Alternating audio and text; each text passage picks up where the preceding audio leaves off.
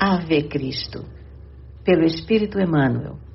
Psicografia Francisco Cândido Xavier. Segunda parte. Capítulo 2. Sonhos e aflições. De olhos postos no firmamento, que se povoava de constelações, vamos encontrar Basílio, envolvido pelas brisas suaves do rio, falando para os ouvidos de Tassiano, admirado. A vida para nós ainda representa impenetrável segredo celeste. Não passamos de animálculos que pensam. O poder é uma fantasia na mão do homem, assim como a beleza é um engodo no coração da mulher. Visitei o Egito em companhia de 2 sacerdotes de Amatunte, e ali encontramos variados remanescentes da sabedoria imortal. Estudei minuciosamente, nas pirâmides de Gizé, os problemas da vida e da morte, entrando em cogitações profundas sobre a transmigração das almas. O que aprendemos em nossos cultos exteriores é mera sombra da realidade. A truculência política dos últimos séculos prejudicou em toda parte o serviço da revelação divina. Creio assim que nos abeiramos de tempos novos. O mundo tem fome de fé viva para ser feliz. Não admito estejamos limitados à existência física e o Olimpo há de ampliar-se para responder às nossas aspirações. Não acreditas, porventura, interferiu o interlocutor preocupado, que nos basta a felicidade coletiva, a confiança pura e simples na proteção dos deuses dentro do culto aos nossos antepassados? Sim, sim, considerou o ancião. Simplicidade é também uma das faces do enigma. Entretanto, meu caro, no caso do nosso tempo, de incomensuráveis desequilíbrios morais, avulta o problema do homem. Não somos bonecos nos tentáculos da fatalidade. Somos almas, usando a vestimenta de carne, em trânsito para uma vida maior. Pesquisei em todas as grandes estradas da fé, nos arquivos da Índia Védica, do Egito, da Pérsia e da Grécia, e em todos os instrutores veneráveis. Observei a mesma visão da glória eterna a que somos destinados. Tenho de mim para comigo que somos um templo vivo em construção, através de cujos altares se expressará no infinito a grandeza divina. Nas experiências da terra, porém, conseguimos edificar tão somente os alicerces do santuário, prosseguindo, além da morte do corpo, na complementação da obra sublime. Nas lutas da existência animal, desenvolvemos as potencialidades do espírito, habilitando-nos à elevação aos pináculos da vida. E depois de uma pausa em que parecia refletir quanto aos conceitos que enunciara, ponderou: por isso mesmo, o problema é muitíssimo mais vasto. É indispensável saibamos destacar a dignidade humana imanente em todas as criaturas. Escravos e senhores são filhos do mesmo Pai. O amigo que lhe registrava atentamente as palavras objetou de chofre: igualdade? Isso, porém, viria a contrariar a estrutura de nossa organização social. Como nivelar as classes sem ferir as tradições? O velho, contudo, sorriu calmo e acentuou: meu filho, não me refiro à igualdade por violência, que viesse enfileirar na mesma categoria bons e maus, justos e injustos. Reporto-me ao imperativo de fraternidade e educação. Compreendo que a vida é semelhante à grande máquina, cujas peças vivas, que somos nós, devem funcionar harmoniosamente. Há quem nasça para determinada tarefa à distância da nossa, como existe quem veja o caminho comum de maneira diferente dos nossos olhos. Atentos à certeza de que o nosso espírito pode viver na Terra vezes inumeráveis, modificamos o curso do nosso trabalho de existência a existência, como o aprendiz de letras primárias evolve pouco a pouco para as mais altas expressões de cultura. Não vemos, pois, como nivelar as classes, o que seria impraticável. O esforço pessoal e o mérito resultante são fronteiras naturais entre as almas, aqui e além.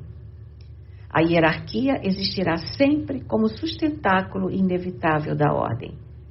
Cada árvore produz segundo a espécie a que se filia e cada qual merece mais ou menos estima segundo a qualidade dessa mesma produção.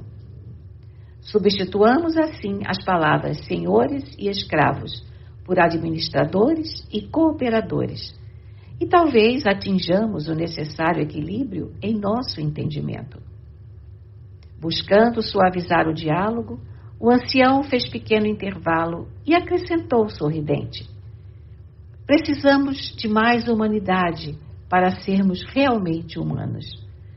Não é justo o cativeiro da sensibilidade e da inteligência, e a fim de que o nosso mundo se adapte à perfeição que o espera, é imprescindível tenhamos bastante coragem de raciocinar em termos diversos daqueles que vão regendo a nossa jornada coletiva de milênios para cá. As condições de luta e aprendizado na Terra alterar-se-ão totalmente quando compreendermos que somos irmãos uns dos outros. Tassiano, na essência, não esposava semelhantes pontos de vista. Nunca pudera ouvir a palavra fraternidade sem revoltar-se. Contudo, menos impulsivo agora, rememorava as conversações que mantivera com o pai em outro tempo. Basílio era um autêntico sucessor de Quinto Varro. Admitiu que o novo amigo estaria igualmente impregnado da mística dos nazarenos, mas detestava ainda o cristianismo para fazer qualquer pergunta. Para ele, as divindades olímpicas deveriam ser obrigatoriamente objeto de exclusiva adoração. Anos antes, teria explodido em considerações rudes e contundentes, mas o sofrimento moral lhe havia alterado o modo de ser e, no fundo, não desejava desfazer tão bela amizade. Por essa razão, procurou desviar o entendimento e, fixando-o no aspecto filosófico, inquiriu: julgas então que já vivemos outras vidas? Que já respiramos juntos em outros climas? O velho bem-humorado afirmou convicto: não tenho qualquer dúvida, e assevero ainda mais que ninguém se encontra sem objetivo. A simpatia ou a antipatia não se fazem num minuto. São obras do tempo. A confiança com que nos entendemos, os laços de afeição que nos aproximam desde ontem, não constituem simples eventualidade. O acaso não existe. Certamente, forças superiores e intangíveis nos reúnem de novo para algum trabalho a realizar. Procedemos do passado, assim como o dia de hoje é a continuação do dia de ontem, na sequência das horas. Na Terra, experimentamos e somos experimentados, em marcha constante para outras esferas, e de mundo em mundo, como de degrau a degrau, alcançaremos a gloriosa imortalidade. As considerações transcendentes, de certo, iriam longe. Mas Lívia e Blandina surgiram, de súbito, e os convidaram prazenteiras para um leve repasto de frutas e refrescos. Os dois amigos aqueceram contentes. Tassiano, naquela segunda noite de palestra, mostrava-se mais alegre, mais expansivo. Reportou-se ao contentamento da filhinha na expectativa de afeiçoar-se mais intimamente à mestra e comentou os planos que ele mesmo delineara feliz. Basílio passaria a residir numa casa próxima da Vila Vetúrio, onde o afinador encontraria amplos recursos para instalar-se condignamente com a filha. Estariam todos, desse modo, em permanente comunhão. E o entusiasmo, que é sempre o responsável pelos milagres da alegria, materializou o projeto sem perda de tempo. Numa semana, verificou-se a desejada alteração. Pequeno sítio foi alugado para o filósofo e a primeira manhã de passeio para Tassiano, Lívia e Blandina despertou numa admirável festa de luz. O bosque orvalhado era fartamente percorrido por brisas frescas que perpassavam pelas flores, carreando-lhes o perfume para longe. Aves delicadas atitavam e gorjeavam nas árvores esguias e ramalhosas, que se mantinham verdes e lindas, como ofertas vivas da terra ao céu sem nuvens. Enquanto a menina, corada de sol, perseguia curiosa um grupo de borboletas, Tassiano parou à frente de um ninho cheio de filhotes em plumes e, mostrando a companheira de excursão, exclamou emocionado: "Quanta alegria nesta família feliz!" A moça contemplou o quadro com grande enlevo e concordou contente. A natureza é sempre um livro divino. O patrício fitou-a com indisfarçável ternura, deixando transparecer os sentimentos indefiníveis que lhe afloravam na alma, e considerou: Lívia, há momentos em que, por mais se nos fixe a confiança nos deuses, mais se nos torna o coração um labirinto de perguntas sem resposta. Por que motivo um pássaro pode fazer a própria casa em harmonia consigo mesmo e um homem é constrangido a sofrer a influência dos outros na realização dos menores desejos? Por que razão corre em paz a corrente de um rio para fundir-se no mar largo, enquanto os dias da alma humana se escoam atormentados na direção da morte? Haverá mais clemência nas divindades imortais para os seres inferiores? Seremos, porventura, consciências caídas no integral esquecimento de si próprias, algemadas à terra para serviços de purgação? A jovem que se conturbara ante a chama afetiva que lhe resplendia no olhar, pronunciou alguns monossílabos, evidenciando o propósito de modificar a conversação. Mas Tassiano, encorajado com o rubor espontâneo que assomara a face da interlocutora, prosseguiu carinhosamente. Sempre admiti que as tradições familiares devem nortear os nossos sentimentos. Casei-me por isso em obediência a elas e dentro delas formei a pequena família que me segue os passos. Procurei na esposa que os deuses me trouxeram uma irmã para a viagem no mundo. Supunha que o amor, tal como vemos na existência comum, gerando tantos crimes e tantas complicações, não passasse de mero impulso plebeu nas almas menos afeiçoadas à dignidade social. Sinceramente, não surpreendi em Helena a amiga que meu espírito aguardava. Tão logo se nos fez mais íntima a experiência em comum, percebi a distância moral em que nos situávamos. Contudo, nela encontrei amorosa mãe para minhas filhas e conformei-me. O moço esboçou amargo sorriso e continuou: a vida não foi feita de encomenda para nós, de vez que somos subordinados dela com o dever de aproveitar-lhe as lições. Cerrei assim as portas do ideal e passei a existir como tantos outros existem, apagando em mim mesmo qualquer despertamento do coração. Agora, porém, que nos vimos, tenho noites mal dormidas. Penso em alguma surpresa da sorte que me faculte a felicidade de aproximar-me de ti com liberdade bastante para oferecer-te o que tenho. É pouco, bem sei, mas é o coração inteiro que deseja restaurar-se para ver-te feliz. Tenho imaginado uma vida nossa, essencialmente nossa, à distância deste sítio, onde muitas recordações aflitivas me hipergastam a alma. Levaríamos conosco Blandina e teu pai, afastando-nos de tudo que possa alterar o ritmo de nossa aventura. Mas seria justo imaginar um plano tão arrojado sem ouvir-te? O moço fitou-a com enternecimento, ansioso por verificar-lhe o estado d'alma, notando-lhe a ternura dos olhos marejados de lágrimas que não chegavam a cair. Conhecemo-nos há alguns dias, prosseguiu o moço romano sensibilizado. Entretanto, guardo a impressão de que somos velhos amigos.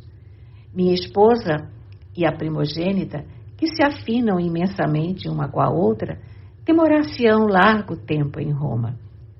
Não desejo acusá-las de ingratidão, mas tenho razões para supor que ambas não registrariam por muito tempo a ausência de Blandina e a minha própria ausência. Somos em casa 2 pessoas colocadas à margem. Tenho refletido, pois, na possibilidade de uma renovação. Não julgas possível a nossa felicidade em outra parte? Abandonaríamos as Gálias e procuraríamos uma terra diferente, na Ásia ou na África? Relanceando o olhar pelo arvoredo farto, continuou. Esta herdade, não obstante a beleza de que se reveste, é o túmulo das mais belas esperanças de minha mocidade. Um sopro de morte aqui me transformou o destino. Há momentos em que desejaria incendiar os bosques, destruir as plantações, derrubar o palácio e dispersar os servos para arrancar um novo mundo de minha própria solidão. Todavia, quem, por mais poderoso, fará realmente o que deseja? Contemplou a filha adotiva do filósofo com intraduzível esperança a fluir-lhe do olhar e, tomando-lhe de leve a destra, rogou: que me dizes de tantas e tão amargurosas confidências? Lívia, que a ruborização do rosto fizera mais singular e mais linda, respondeu com tristeza e simplicidade: Taciano, meu pai costuma dizer que as almas capazes de tecerem a perfeita aventura conjugal habitualmente se encontram tarde demais. Quando não são surpreendidas pela morte que as separa em plena alegria, são detidas por insolúveis compromissos que lhes inibem a aproximação. Mas meu casamento não é obstáculo intransponível, atalhou o moço, algo perturbado. Helena desvencilhar-se-ia de mim como quem se livrasse de um fardo.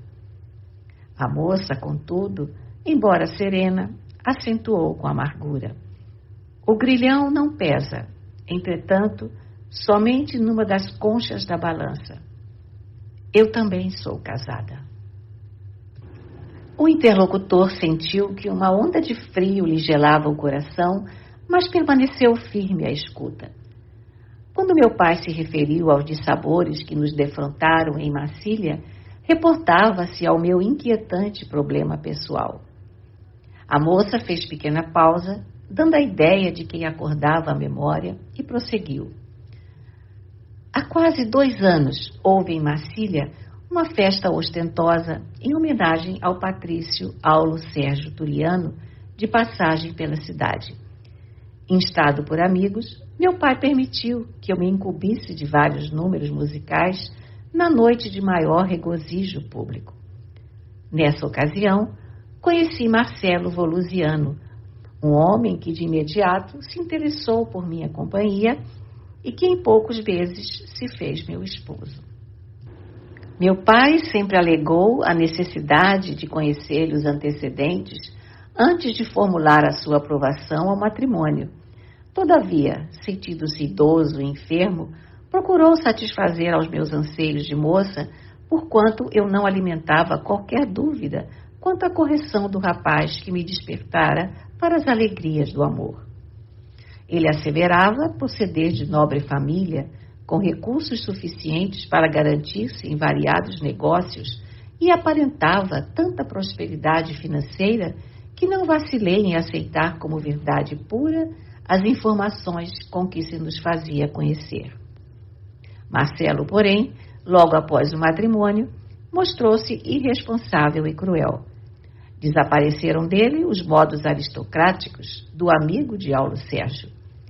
Além de tirano bem posto, era um jogador impenitente do anfiteatro, mergulhado em atividades escusas. A princípio, meu pai e eu tudo fizemos por subtrair-lhe o vício que o subjugava, e para alcançar esse fim, não hesitei em trabalhar como arpista em festas pagas, acreditando cooperar com ele na solução de débitos numerosos. Contudo, cedo reconheci que ele me usava os dotes artísticos para atrair relações importantes, junto das quais obtinha vultuosas aventuras financeiras, cuja extensão nunca pude conhecer. A moça suspirou, magoada pelas dolorosas reminiscências, e prosseguiu. Se o problema estivesse limitado aos desgostos de ordem material, provavelmente ainda nos achássemos em Marcília tentando o reajuste. Marcelo, entretanto, apesar de minha dedicação afetiva, em 6 meses de convivência, parecia entediado de meu carinho e, apaixonando-se por Sublícia Marema, inteligente, poetisa e bailarina de renome, passou a viver em companhia dela, sem abandonar a nossa casa. Tantos espetáculos deprimentes presenciamos que meu pai deliberou a nossa transferência para cá, buscando a nossa renovação. E qual é a tua atitude à frente do patife que assim procedeu? Atalhou Tassiano sob forte impulsividade. Como toda mulher, esclareceu Lívia, cuja profundez filosófica, aliada à frescura juvenil, tornava admirável naquela hora. Sofri muito a princípio, mas com o auxílio do céu, o meu ciúme acabou em piedade. Julgo Marcelo demasiadamente infeliz para condená-lo. Não creio possa ele desfrutar a tranquilidade de uma vida digna. Tassiano fitou-a com admiração e pesar e considerou afetuoso. Por que razão pensas desse modo? Não é comum semelhante atitude numa jovem que ainda não alcançou os 20 anos. Acaso não serás tão mulher quanto as outras? Lívia, porém, sorriu algo triste e observou. Não tive mãe que me quisesse. Devo a minha compreensão ao pai que me acolheu. Desde cedo, habituei-me a acompanhá-lo nas digressões filosóficas e a interpretar a vida segundo as realidades que o mundo nos oferece. Na época em que quase todas as meninas estão perturbadas pela ilusão, fui conduzida à responsabilidade e ao trabalho. Em Marcília, tudo nos custou caro ao esforço pessoal, e por isso aprendi que não atingiremos a paz sem desculpar os erros alheios que em outras circunstâncias poderiam ser nossos. Não sentes então saudades do homem que amaste? Não lhe disputarias a posse? Por quê? Indagou a interlocutora serena. As saudades que eu possa experimentar não devem impedir o céu de mostrar-me o melhor caminho. Bom seria se eu pudesse partilhar a felicidade com meu esposo. Entretanto, se esse convívio me constrangesse a cometer um crime, em desacordo com a retidão de minha consciência, não será mais justo o benefício da ausência? Quanto a disputar atenções e carinhos de outrem, não creio seja o amor objeto de leilão. O afeto, a confiança e a ternura, ao meu ver, devem ser tão espontâneos quanto as águas cristalinas de um manancial. Não acreditas, porém, na sobrevivência da felicidade noutros moldes? E baixando o tom de voz que se fizera mais doce, o marido de Helena perguntou: não admites a nossa capacidade de construir novo ninho em novo campo de compreensão e ventura? Lívia, extremamente enrubescida, lançou-lhe inesquecível olhar e concordou. Sim, creio. Sinto em tua dedicação nobre e calma uma praia linda e segura, capaz de proteger o barco de meu destino contra todos os vendavais. Amo-te muito. Descobri esta verdade logo que nos vimos pela primeira vez. Compreendo agora que Marcelo me trouxe os encantamentos da menina, ao passo que em tua companhia assinalo em mim os anseios da mulher. A nenhuma glória feminina poderia eu aspirar mais alta que há de compartir de teus sentimentos. Entretanto, não mais nos pertencemos. Anotando-lhe a última frase, marcada de desapontamento e amargura, o filho de Varro interrompeu-lhe a palavra, considerando impulsivo. Se me queres e se eu te quero tanto, por que nos prendermos aos que nos desprezam?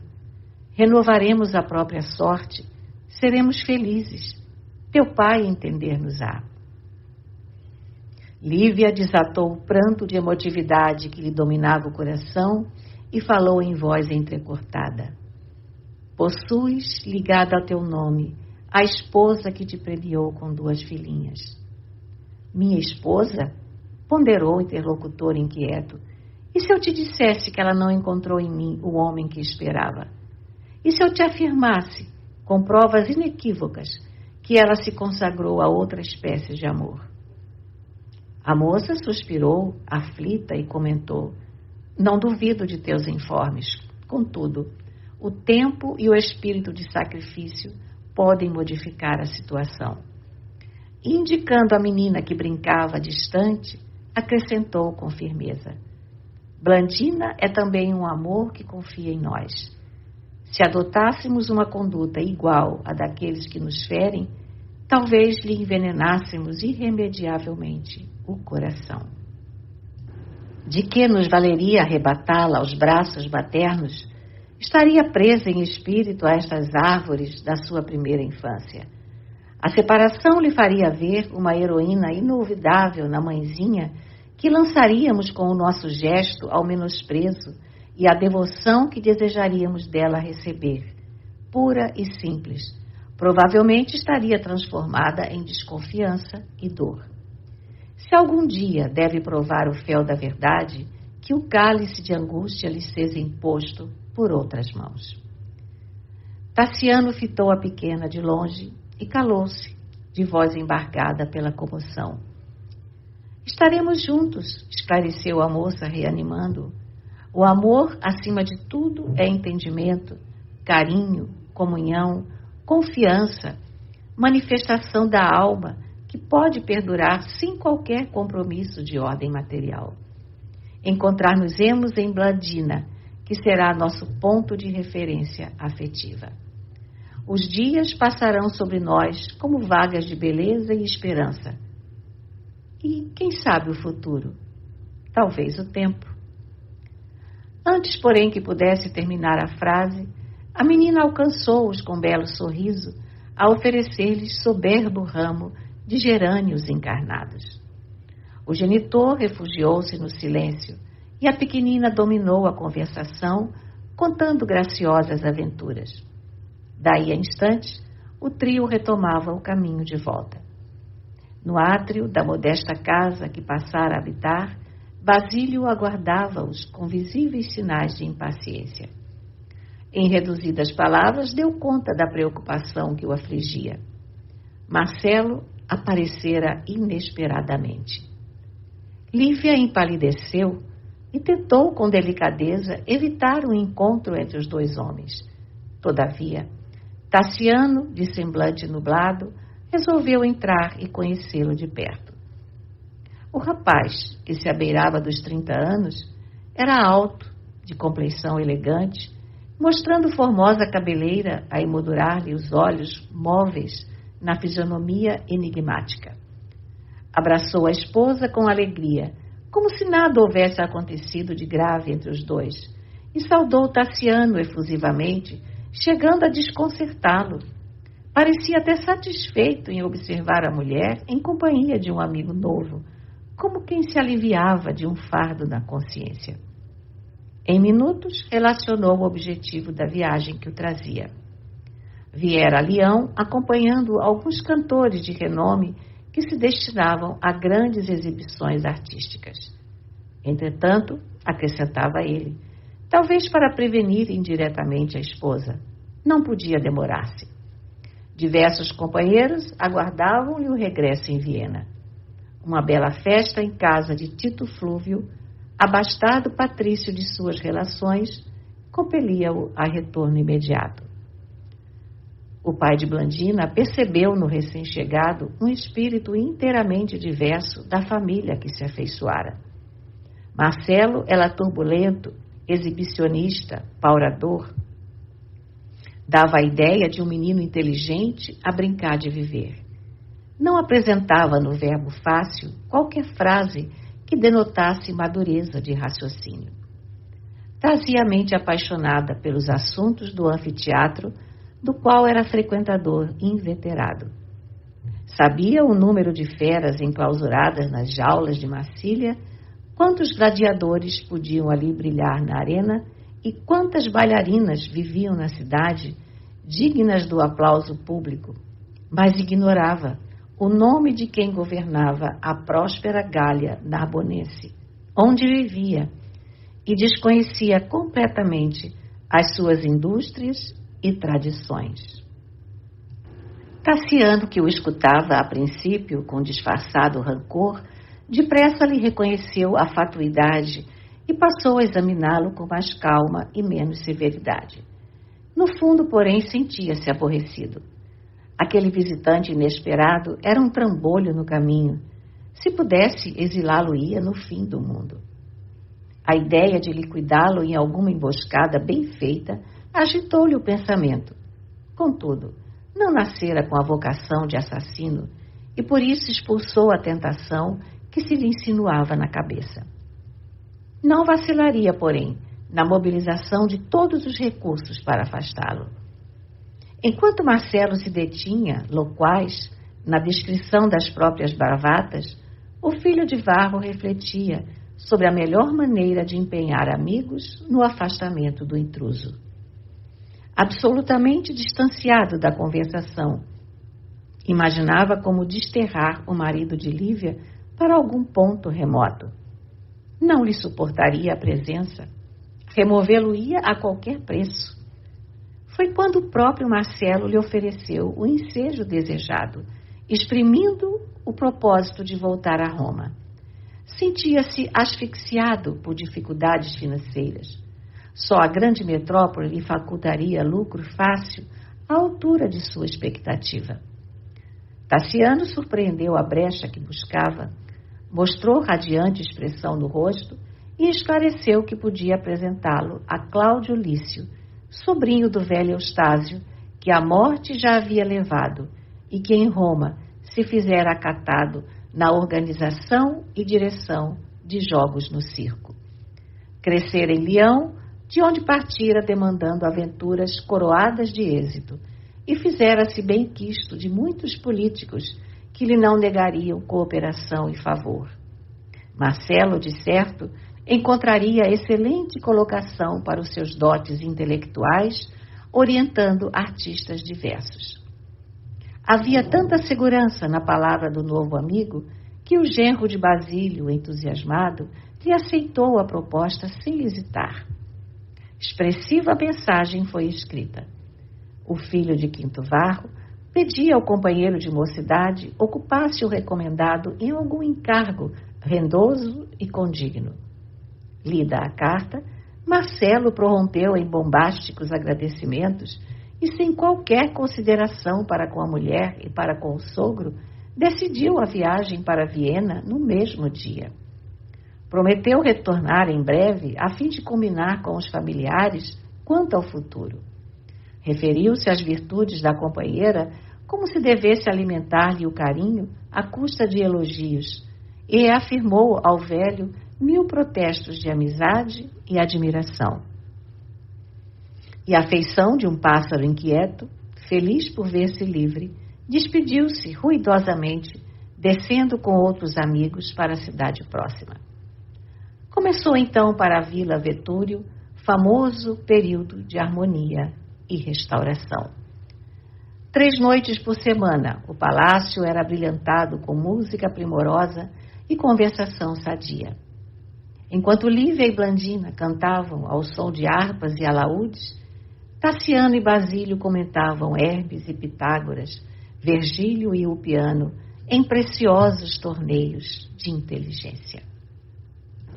Semanas e semanas de felicidade corriam céleres quando Teódulo regressou à idade, trazendo notícias.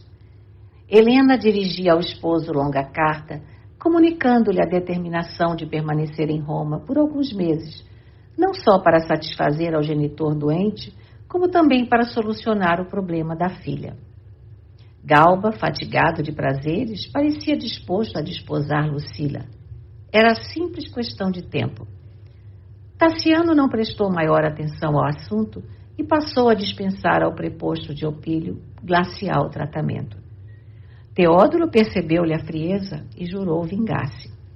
Astuto e malicioso, compreendeu que entre o marido de Helena e a filha de Basílio existiam os mais entranhados laços de afeto, e imaginou-lhes as relações mais íntimas, segundo os pensamentos escuros de que se alimentava. Absteve-se de qualquer visita pessoal ao filósofo, mas, ciente de que o velho e a jovem se ausentavam de casa uma noite por semana, com destino ignorado, acompanhou-os sutilmente certa feita, vindo a saber que ambos eram cristãos, frequentando discretamente o culto detestado. Guardou segredo e entrou em regime de grande reserva e não menor isolamento, apenas comunicando a Tassiano, que trazia ordens de Vetúrio para viajar entre Leão e Roma, enquanto Helena estivesse no domicílio paterno, tantas vezes quantas se fizerem necessárias. A vida prosseguia sem surpresa e sem saltos. O filho de Varro, novamente feliz, não suspeitava que a dor lhe sitiava o destino com dureza implacável.